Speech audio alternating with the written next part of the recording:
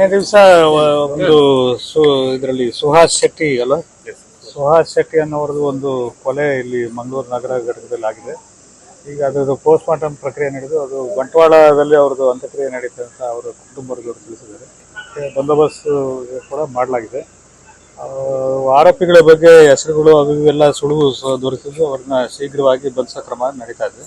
ಮತ್ತೆ ಸಾರ್ವಜನಿಕರಲ್ಲಿ ವಿನಂತಿ ಅಂತ ಹೇಳಿದ್ರೆ ಶಾಂತಿ ಸುವ್ಯವಸ್ಥೆ ಕಾಪಾಡ ನಿಟ್ಟಿನಲ್ಲಿ ಎಲ್ಲರ ಸಹಕಾರ ಪೊಲೀಸ್ ಇಲಾಖೆ ಈ ಸಂದರ್ಭದಲ್ಲಿ ನಾವು ಕೋರ್ತೇವೆ. ಘಟನೆಗಳು ಇಲ್ಲಿ ಮಂಗಳೂರು ಚರಿತ್ರೆ ನೋಡಿದಾಗ ನಮಗೆ ಇದರಲ್ಲಿ ಯಾವುದು ಅಸ್ವಾಭಾವಿಕವಾಗಿ ಯಾವುದು ಕಾಣ್ತಾ ಇಲ್ಲ.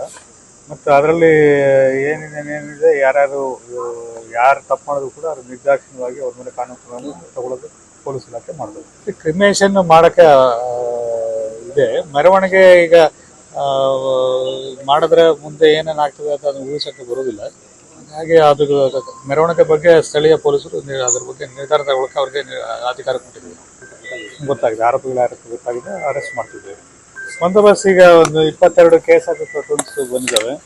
ಅದು ಮತ್ತೆ ಒಂದು 5 ಜನ SP ಗಳು ಬಂದಿದ್ದಾರೆ. ಮತ್ತೆ ಒಂದು 1000ಕ್ಕಿಂತ ಹೆಚ್ಚು ಜನ ಪೊಲೀಸರನ್ನ ನಾವು ನಿಯೋಜನೆ ಮಾಡ್ತೀವಿ. ಜಿಲ್ಲೆಯ ಜನತೆಗೆ ಯಾವುದೇ ವದಂತಿಗಳಿಗೆ, ಊಹಾಪೋಹಗಳಿಗೆ ಕಿವಿಗೊಡಬೇಡಿ. ಯಾವುದನ್ನು ಕೂಡ ಪೊಲೀಸ್ ಇಲಾಖೆ ವಾಸ್ತವ ಏನಿದೆ ಅದನ್ನ ನಿಮಗೆ ಪ್ರತಿ ಗಂಟೆ ಅಥವಾ 2 ಗಂಟೆಗೆ ಒಂದ್ಸರಿ ಅದನ್ನ ನಾವು ಅವರವರ ಸಾಮಾಜಿಕ ಮಾಧ್ಯಮ ತಾಣಗಳಲ್ಲಿ ನಾವು ತಿಳಿಸ್ತೀವಿ. ಅದನ್ನು ಮಾತ್ರ ತಾವು ಭರವಸೆ ಇಡಬೇಕು ಅಂತೇಳಿ ನಾನು ಪರೀಕ್ಷೆ ಅಂತ ಅಲ್ಲ, ಅವ್ರದ್ದು ಶವ ಸಂಸ್ಕಾರ ಆಗಲೇಬೇಕಲ್ವ? ಹೌದು, ಶವ ಸಂಸ್ಕಾರಕ್ಕೆ ಅವಕಾಶ ಮಾಡ್ಬೋದು. ಮೆರವಣಿಗೆ ಅದು ಈಗ ಮೆರವಣಿಗೆ ಮಾಡ್ತೀವಿ ಅಂತ ನಮ್ಗೆ ಯಾರು ಹೇಳಿಲ್ಲ.